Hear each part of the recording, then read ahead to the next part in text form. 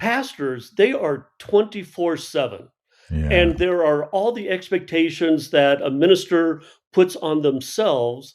And then there's also all the varied expectations, conflicting expectations that a congregation will Yeah. put onto a ministry leader. Everyone, welcome to the brand new, refreshed Spiritual Life and Leadership podcast. I'm so excited to be back with kind of a new feel for this podcast. It's been several months since we wound down our partnership with the Church Leadership Institute at Fuller Seminary. We took a little bit of a sabbatical with some encore episodes that I hope were really helpful and valuable. And now we're entering into a new season of Spiritual Life and Leadership. And we have a little bit of a soft partnership at this point with Fuller Theological Seminary's Doctor of Ministry program. So just sort of a mutual helping of one another, where I will feature some of the instructors and students from Fuller's Doctor of Ministry program. They will keep the podcast sort of before their audience. And so I'm just really grateful to continue our connection with Fuller Seminary, which has been such a blessing to me over all of my years of ministry.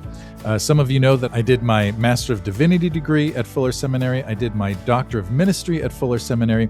And so I'm really excited to share with you today this conversation with Kurt Fredrickson. Kurt is the Associate Dean for Professional Doctoral Programs at Fuller Theological Seminary, which includes the Doctor of Ministry program and the Doctor of Global Leadership program. He's also the author of That Their Work Will Be a Joy, which is co-authored with Dr. Cameron Lee. And we have an earlier episode in which I talk about that with Kurt and with Cameron. And he's also the author of the forthcoming book titled Compelled: Nurturing Local Missional Communities, and that'll come out sometime later this year. So I'm really excited to share with you this conversation with Kurt Fredrickson. Kurt, you co-wrote a book a few years ago called That Their Work Will Be a Joy. And it's about the challenges of pastoral ministry. And let me just also say that you and I and Cameron Lee, your co-author, did an episode about this maybe 5 years ago, episode 103, titled Willingness to Adapt, the Church After COVID. So here's my question in regard to that book. What were you seeing in pastors' lives that made you feel that that book needed to exist? Yeah. So actually, the book originated because Cameron was doing a brown bag lunch at Fuller for a bunch of pastors one day, and he was talking about the joys and the challenges of ministry, and the room was just electric as he was speaking, in the sense that it- what he was saying, pastors were getting, and it's like, yeah, you're talking about my life. So I was in the back of the room, and Cameron just turned to me and said, "Kurt, we should write a book." Hmm. And that's how it all started, and so the book has three sections. There's the theology section, which I mostly wrote, and then the psychology section, which mostly Cameron wrote. And then we sent out those first two parts of the book to a bunch of different pastors, ministry leaders, two pastors' kids, my kids, and had them respond to the book, and we put it all together. And Yeah. I think it's been helpful, Yeah. because ministry is tough. Yeah. It's the best job there is. Yeah. If you're called to it, Eugene Peterson once said, but it's not an easy task. Yeah. Paul in 2 Corinthians talks about the fact that for him in his ministry, there were conflicts on the outside and fears within. That is the pastor's life. That's the pastor's conflicts life. on the outside, fears within. Now, also joy, right? Because your title is That Their Work Will Be a Joy, right? So talking about the connection, how do you go from the bad to the good? Well, people, they go into ministry because God has gripped their heart, and this is just what they're supposed to do. Yeah. It's this vocational sense of, I need to do ministry. And the fact that you get to be on the front line in people's lives, seeing people through the very best of lives and the tough parts of life, and seeing the gospel lived out in their lives, Yeah. that's the joy. Yeah. and Yeah. it's just not easy. Yeah. Uh, but when the Lord grips your heart, Yeah. it's kind of Yeah. what you have to do Yeah. in a lot of I'll different ways now. yeah. And I'll just as a pastor, I'll say I've definitely been on both sides of that, right? The fear and the what did you say? The fear inside and the Fears within, conflict. conflicts without. That's right. Yeah. Yeah, And I've yeah, experienced both of those, and it has been terrible. and yeah, and yeah, I and at yeah, times, and for even a season of my life, thought I don't know if I'll ever be a pastor again. And then there are times when, and I feel like I'm in a season right now where I feel like this is actually what I was made to do. yeah, And the yeah, when there's something that happens in a congregation when there's love, when there's yeah. goodness and kindness and mutual sense of this is what we're here for, and that's a joy. I don't know, that's a joy. No, no, and ministry leaders of any sort get to step into this very sacred space Hmm. with people, Yeah. where they are bringing the word to people and making that word make sense Mm. in their lives. We get to walk with people through births and weddings, Yeah. and we also Yeah. walk with people through divorces and Yeah. deaths. Yeah. But it's this privilege that we have of being right there in the middle of it all, Yep. bringing good news, bringing Yeah. gospel Right. into those situations. Yeah, that's right. That's right.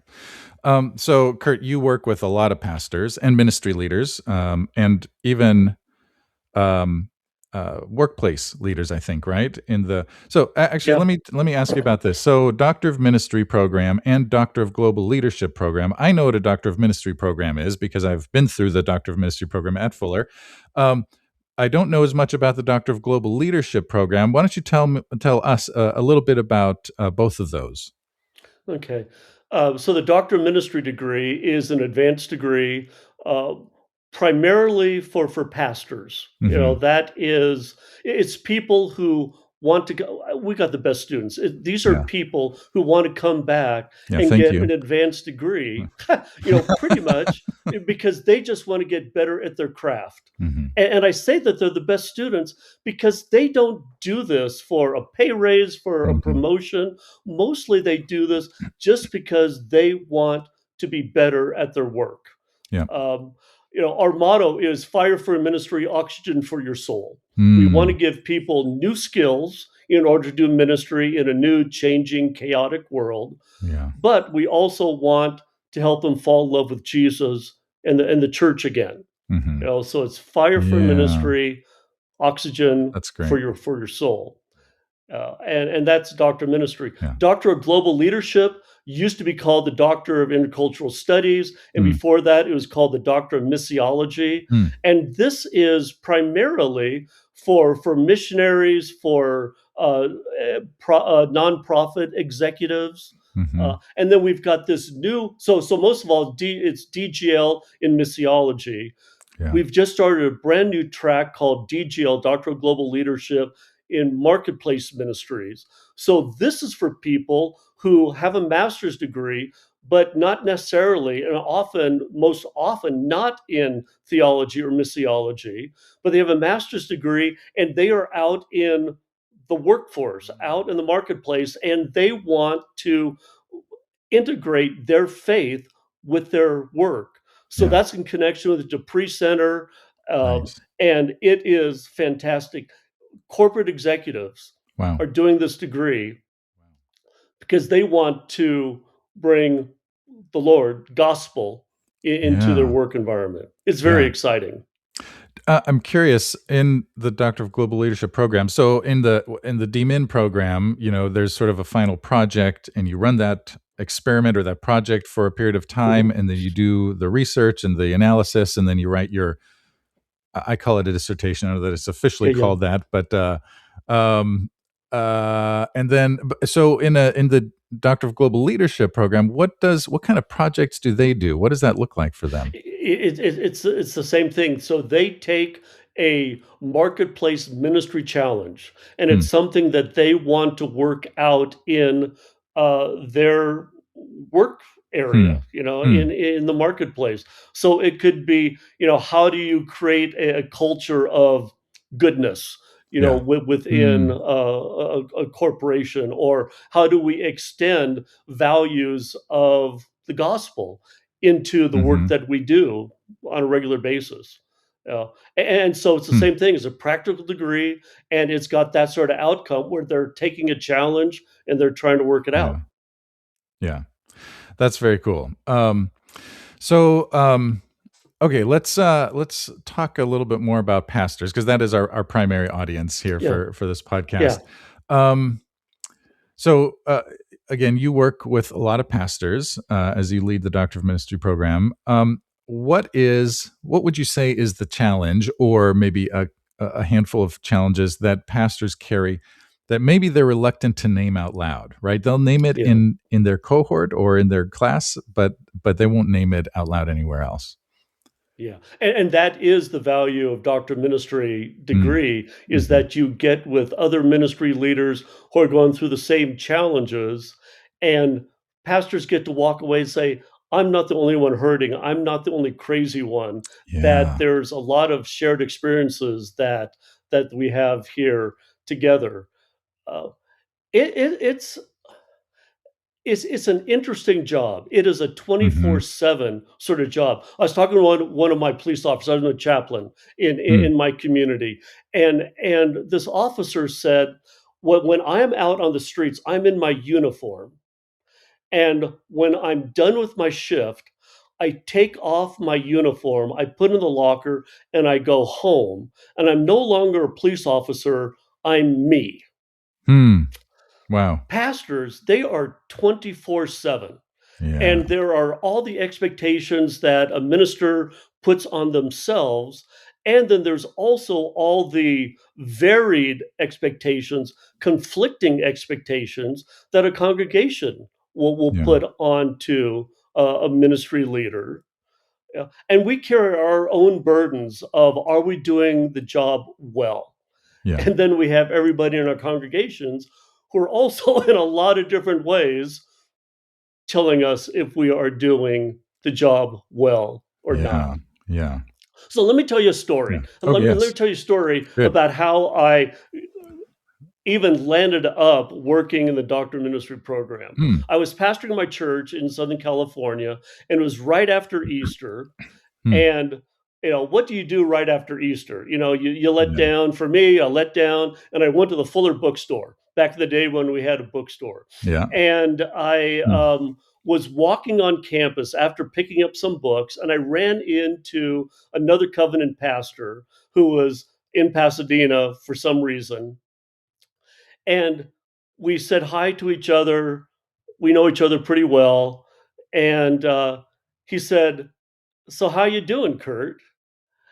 And there's a little voice in my head that said, "Why don't you tell the truth for Mm. once?" Yeah. Rather than saying, "Well, we had so many people on Easter Sunday and everything is just going great." Why don't you tell the truth? And I told my friend, um, "Easter was a good day, but it's really tough and I'm struggling." Mm. Yeah. And my friend said, "Me too." Mm. And for the next hour, we just talked about the best and the toughest parts of ministry. And, Yeah. and that began me on this path towards my next step in my vocation, which was Mm. helping pastors and churches. And through the doctor of ministry degree and DGL, to Mhm. create an environment, an atmosphere where pastors can talk about their work, about their yearnings, their joys, what makes them weep, Mhm. and along the way, fall in love with Jesus again, fall in love with the Yeah. church again. Yeah. Yeah.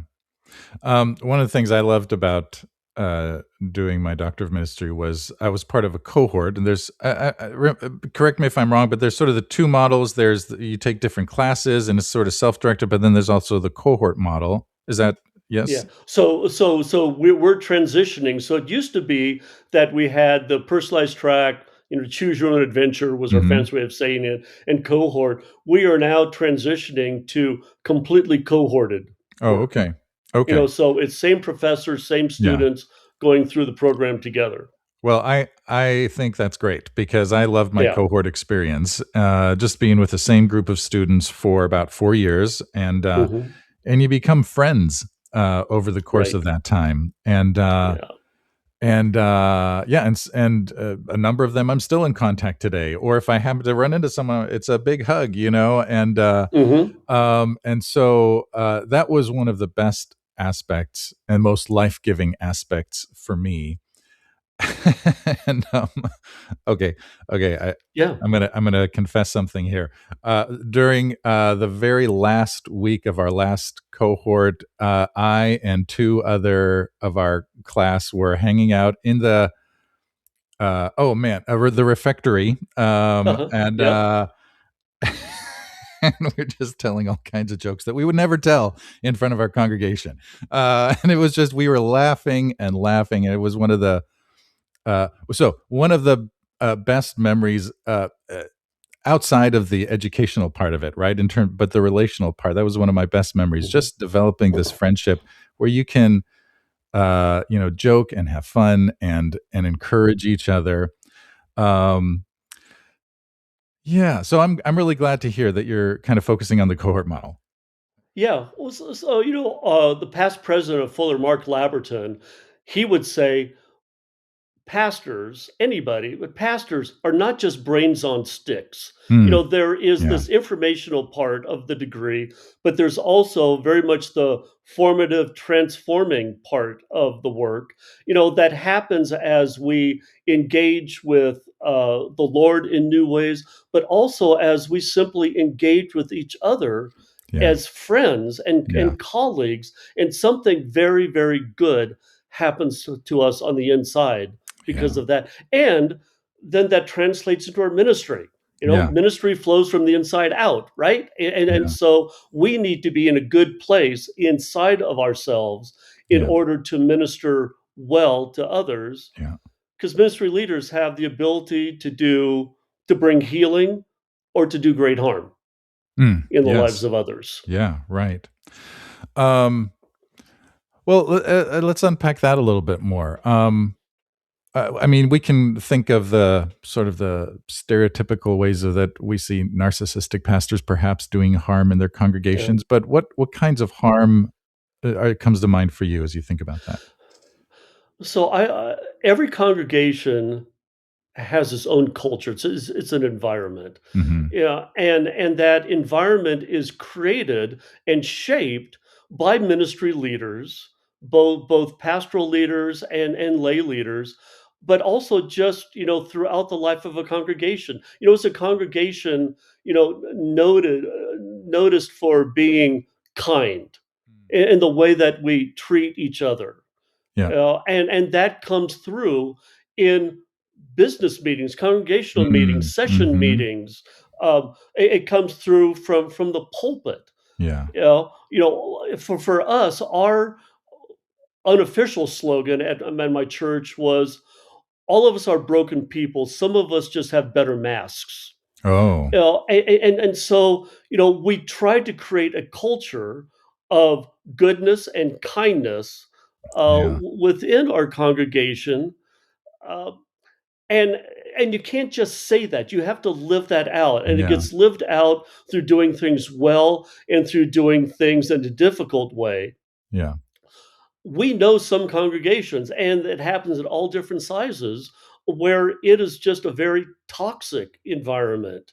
Yeah. And you can step in and you can feel that. It comes through sermons, it comes through interactions with people within the congregation, it comes up in business meetings. Hmm. You know, um, but when we pay attention to it, Yeah. we can create these cultures that are life-giving. You Yes. know, fancy word is, Sure. is Christoformity or cruciformity. It's being Mm, shaped into the image of Christ. It's living out that cross-like yeah. life.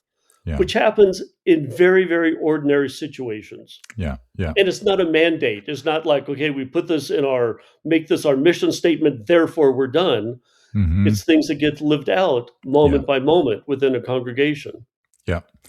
Um, it's interesting having served in a few different congregations. You talked about masks, and just thinking back on different congregations, I've had to wear a mask more in some congregations than in Mm, others. Um, and it's when I don't have to wear a mask, it's so much better. yeah. So I guess I don't know what my question is. It's more just a reflection here. Um, because it's like we can't force a congregation to become one. But you look like you have a thought, so jump in. Well, it's just that uh, pastoral leaders Yeah. struggle with how vulnerable we get to be. Mm, We don't really have we don't have the right. We should not dump our issues onto a congregation, yeah. but we also need to be vulnerable enough to share with people. Here's some of the stuff that's going on with me.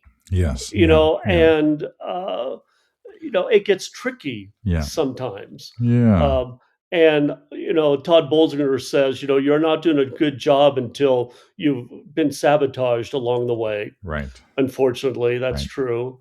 And I think all of us, and I know for me certainly, there have been times when I have become too vulnerable Mm, um, with staff people, and then that has turned out to be very hurtful type of mm. situation. Interesting. And we learn from that, but it's Yeah. how thick of a skin do we need to have, and Yeah. how transparent are we going to be? Yeah. And I think we just learned that through our ministry life and through getting hurt Yeah. along the Yeah. way sometimes too. Yeah. Yeah. Well, and that brings me back to the cohorts because Yeah, hopefully I think probably most of the time it becomes a place where you don't have to keep your mask on, right? We can all kind of yeah, take our masks off together. yeah, Um, and yeah. there's a Yes. go ahead. Yeah. Yeah, no, no. So I'm sorry. So let me tell you another story. Yes, please. So in one of the DMin classes I was teaching, and this back in the day when we had 2-week intensives, Mm, the group of students were met together for the first time, and we're going around the room, and one of our female students said, I'm on the pastoral staff of a large congregation, but because I'm a woman, they won't give me the title of pastor or call me pastor. We continued around the room, and then another student said, this is the first day, said, well, I understand that you're not called a pastor, and you shouldn't be called a pastor oh, because you're a woman, whoa. which created a little bit of an awkward Yeah. situation, for a class. Wow. This is first day. Wow. Yeah, and so we met together, all day long for 2 weeks. On the last day, we shared communion together, Mm, and we're mhm, sitting in a circle, and each one of us had the opportunity to share communion with another person. mhm. And this guy who did that declaration on the first day Yeah. said, "I want," and I'm changing names, but Yeah. "I want Pastor Jane to serve me communion." Wow. It was the first time this woman was called pastor, Yeah. and this guy who just could not see women as pastors, Yeah. something wonderful happened in those 2 weeks Yeah. that Yeah. changed his mind and changed his heart, and also gave that female student the chance Yeah. to live into who she knows that she Yeah. is. Yeah. Not Yeah. back at her church yet. Hopefully Yeah. that would happen in the Yeah. future, but it began there in that class, Yeah. And gathering together. he probably didn't change his mind because there was a lecture on the theology of women in leadership or anything like that. No, It was no. the experience of being together. Is being in community Yeah. together, learning together, hearing the heart of this woman pastor. It's Yeah. like, I've been wrong along the Mm, way. that's amazing. Yeah. That's amazing. Right. So there, I mean, transformation, right? That's part of Yeah. the goal, I Yeah. imagined. Yeah. Transformation for the students. Yeah, Yeah. yeah. I mean, I told you, fire for ministry, oxygen for your soul is Yeah. our official motto in the Yeah. program. Our unofficial motto, which we don't tell anybody till they're in the program, is Except Maddie. warning, this program will disturb your life. Oh, nice. Yeah. Because when you are with other people in community, when you're Yeah. reading books that you wouldn't normally read, when Hmm. you are learning things that you wouldn't normally learn, something happens inside every one of us, Yeah. and it's a good disturbance that Yeah. pushes us in a new direction. Yeah. That's great. Man, I love that. And I would say that that was my experience too when I did the doctor of ministry. Disturbed me, um, yeah, in ways I wasn't expecting, but that I needed. Yeah. And in in my case, I did it was called missional leadership at the time with Mhm. Alan Roxburgh and Mark Loud Branson. So Yeah. a bit ago, yeah, but just forced me to rethink. Um, Leadership forced me to rethink in my case well in a way it's the same thing as very similar to adaptive leadership that Todd Bolsinger Mhm. teaches today, Mhm. but bringing people along in the leadership process. Anyway, so that was for me, that was the disturbance that I Yeah. needed. Yeah. Yeah. Yeah. Well, I call it in my newer book, I call it becoming a missional heretic. Where Mm-hmm. you are questioning and wondering what's going on Yeah. within a congregation, within a system. Uh, and heresy is kind of a hard word, Yeah. but it's that sense of moving out into a new and different direction and questioning Yeah. sometimes the things that we in the church, especially been around church for a long time, Yeah. have just taken to be truth, Yeah. Yeah. not theologically, but just in Sure. terms of systems, and the Yeah. way we do church. Yeah, that's right. Yeah. Well, so speaking of sort of adaptive leadership and those kinds of things, uh, I, I wonder if we could talk a little bit about sort of the way ministry perhaps is shifting, or the trends in terms of culture and society, and what maybe you're seeing. You've been working in ministry for several decades, and leading pastors now for at least a couple of decades or so. And Huh. um, Yeah. what kinds of trends do you see in terms of the development of ministry, or culturally, or and yeah, and is it a continuation of what we're seeing, or is it something brand new? What do you see? Yeah. There was a conversion that took place in my heart when I Hmm. was pastoring, Hmm. um, when I had this horrible realization that what we were doing as a congregation, and we were growing, we were thriving within the way we looked at the church then, um, but I was wondering if Jesus came back, and this is not my theology, but Yeah, the yeah. trumpets blare, and Jesus comes back, and my church all of a sudden is gone. Hmm. Would people in my community know that we were gone, Yeah, and would they care if we were yeah, gone? right. And we came to the realization as a congregation that we were a happy church that Yeah, took care of ourselves, but didn't extend ourselves out into our community. yeah. As the old pietist would say, ask a question, are we doing our work for the glory of God and for the neighbor's good? That's And great. we don't think that we were doing that. Yeah. And so my ministry shifted and changed. That's how I got into my work as a police chaplain, Hmm. because I joined Rotary Club, and I became more involved in the community. Hmm. And we as a congregation became more involved in the community. Yeah. And I was captivated by a phrase that I heard back decades ago from a guy, I think he's Methodist, Kenan Callahan, who said, "The day of the professional pastor is over. The day of the Hmm. missionary pastor has come. Hmm. The day of the church culture is over. The day of the mission field has come." And that was the radical shift that took place in our congregation to see ourselves extending ourselves out into our community, to Yeah. see myself as a person who would extend out into our community. Yeah. And I think that is the overall trend that's going on, especially in the United States. I mean, Europe is so much further ahead, secularized than we are. Yeah. But in the United States, where we just think that we're this church culture, and Yeah. it's this small group of people that maybe too often just live nice little isolated lives. Hmm. How do we extend ourselves out to others for the neighbor's good? The way Yeah. Alan Roxborough, Mm-hmm. your Yeah. mentor, said, Uh-huh. we are not living in a period of exile, but a period of diaspora. The Hmm. sense of exile says, you're out in the foreign land, but you're going to get to come home. Yeah. Yeah. Diaspora says we're in a foreign, different land, and there is no going home. Yeah. We are now living here. So, how do we become gospel people in diaspora? Yeah.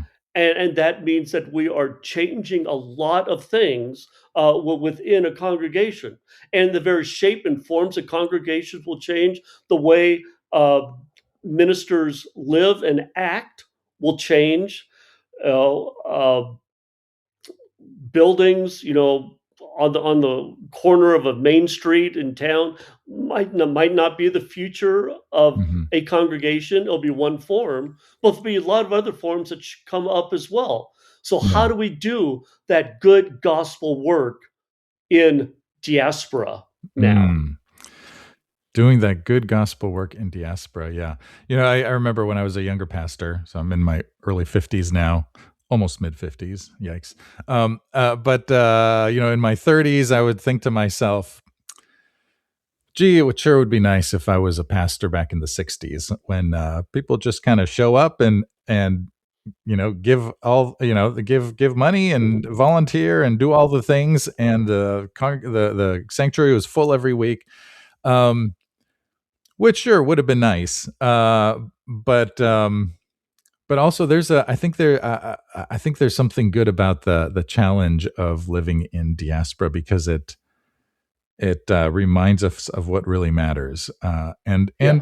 clarifies our commitment. What are we really committed to here? Um, yeah. And in a sense, it's harder today. But in a sense, I don't know how much different it is from the 60s. I mean, a lot of people Mm, showed up at church in the 60s. yeah. God, in God we trust, got put onto our currency, in the late Right. 50s.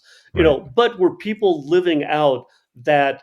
discipled, Christ formed sort of life? Right. Right. Maybe, maybe not. You could But pretend that they now, were, right? yeah, yeah, yeah. Now in this new world, um, we have to be more intentional about Mhm. discipleship Mhm. because the world is different. Uh, and I think it's actually a more wonderful challenge. What Yeah. we encourage my congregation, what I encourage our students to do is to think through your congregation as a mission Yeah. field. And the Yeah. basic question I ask is your church settled or sent? Mm. If it's settled, we're just comfortable in Mm. our nice little congregation. But if we're Mhm. sent, there's an opportunity, an awareness of us reaching Yeah. out Yeah. beyond. And for me, it doesn't make any difference what size your church is or where your church is located. Mhm. Every congregation needs to ask that question: are we Yeah. settled or sent?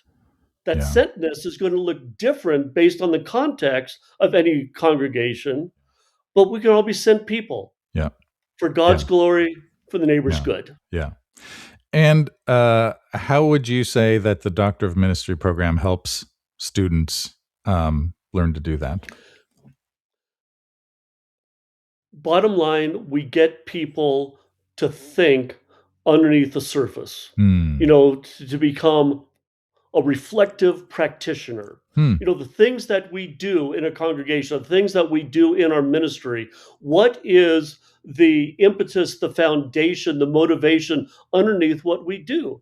And that's Hmm. where we want students to reassess, to think through the way in which they do ministry and some of the assumptions that they bring into that, and to push them and to Yeah. disturb them, so that maybe they begin to move out in new directions. Hmm. Not necessarily radically turn the church upside down, but Yeah. begin to move in new directions, to experiment with different ways to be a church that exists not just for ourselves, but Yeah. also for others, and sometimes fail Yeah. along the way. Yeah. Failure is hard, but also good and okay because Yeah, we figure things out along the way when we fail. yeah, Yeah.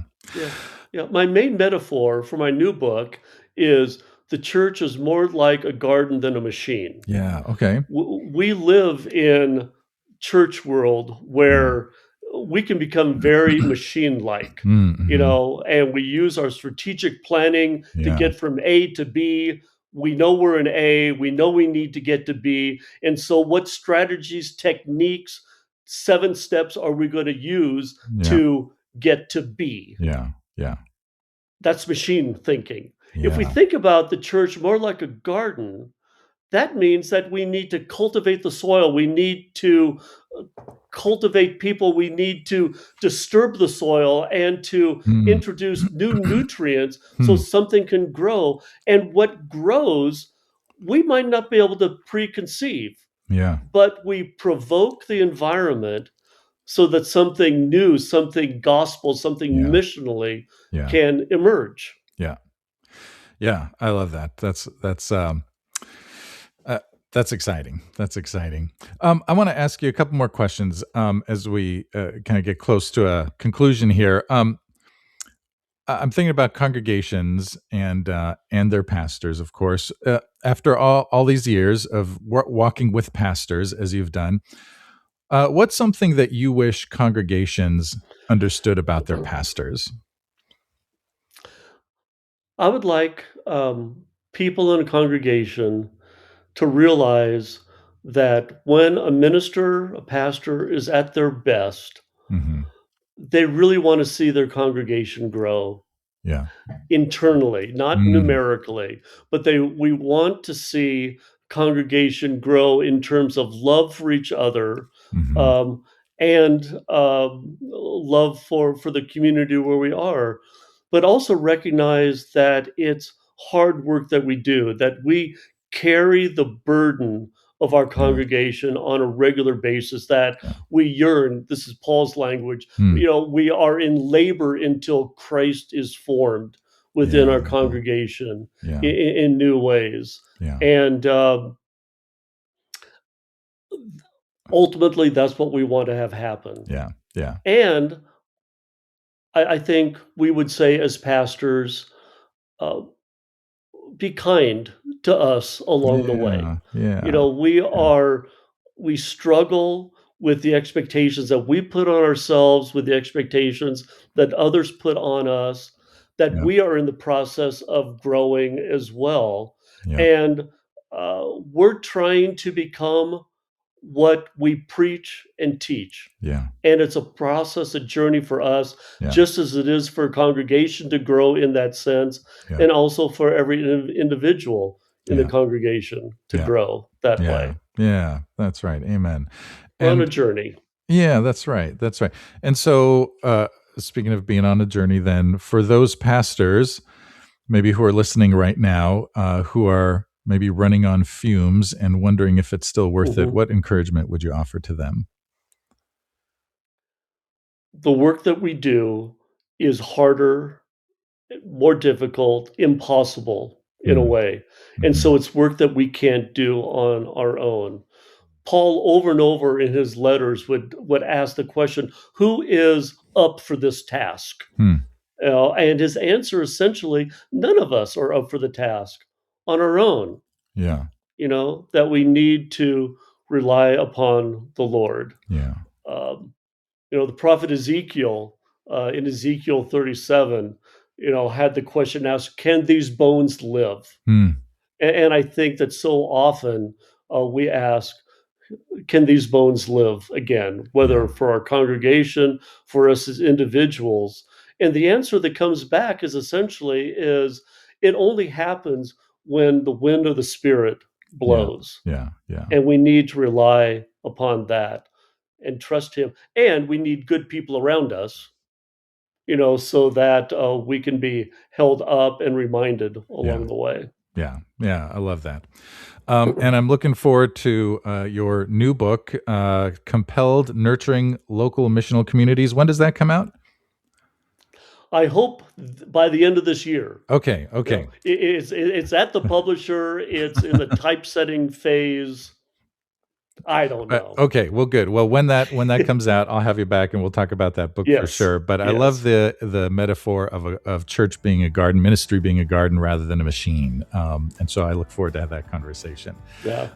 Kurt, if anyone wants to find out more about Fuller's Doctor of Ministry program or Doctor of Global Leadership, or anything about you or anything else you want to share, where can they go? Yeah. So to find out about DMin, it's Fuller, www.fuller.edu/DMin. For DGL, it's fuller.edu/DGL. Awesome. And if you want to talk to me, Kurt F. at Fuller, Kurt F as in Fred, at fuller.edu. Awesome. Thank you. What a generous offer. I'm glad I get to have these conversations with you, and what a gift for others to be able to have some conversations with you too. Oh. Kurt, thanks so much for being here today. Looking forward to doing some more conversations and working a little bit with the Doctor of Ministry program in regard to this podcast. And just grateful for all the good work that you're doing. Thank you, Marcus, and glad to be here, and thanks for all the good work you do. Hey, if this episode was helpful to you, I hope that you'll share it with another leader who needs to hear it. And if you're looking to deepen your theological thinking, sharpen your leadership, and join a cohort of leaders who are wrestling with the same questions that you are, I want to invite you to explore Fuller Theological Seminary's Doctor of Ministry program. As a Fuller DMin grad myself, it was transformational for my ministry. You can check it out at fuller.edu/DMin. The music that you hear on this podcast is by my good friend and partner in ministry, Derek Rice. You can find his worship music on all of your favorite streaming platforms. Well, thank you so much for being part of this community, and I will see you next time here on Spiritual Life and Leadership.